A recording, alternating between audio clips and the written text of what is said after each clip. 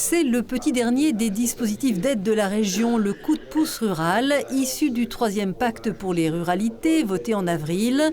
Des élus vosgiens du Grand Est l'ont présenté samedi dernier à Montureux-sur-Saône, en majorité à des maires, car ce nouveau dispositif vise à aider financièrement des communes de moins de 1500 habitants pour des projets de proximité hors voirie d'amélioration du quotidien. Il y a une petite intervention à faire, eh bien, ça peut être un accompagnement de cette sorte-là. Dans une autre commune, ça va être un investissement, plus de loisirs, pas forcément grandiose à la taille de la commune. Et ce qu'on veut, c'est simplement être aux côtés des initiatives. N'oublions pas, c'est 90% des communes sont des communes rurales.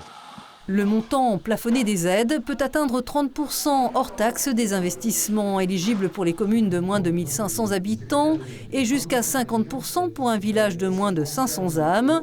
Un coup de pouce bienvenu car les maires, eux, ne manquent pas d'idées. Souvent, on ne sait pas où s'orienter. Et là, c'est clair, c'est précis. Au moins, on sait sur quel dispositif on peut profiter. Nous, on a un projet sur la rénovation de nos vestiaires du stade de football.